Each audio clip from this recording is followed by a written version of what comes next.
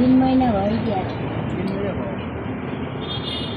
कति वर्ष हुँदा हजुरको बिहा भएको थियो त?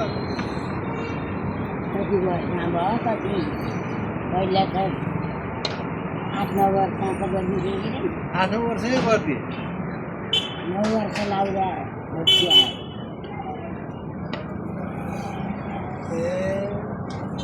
भनेपछि त्यति बेला बा कति वर्षको हुनुहुन्थ्यो त?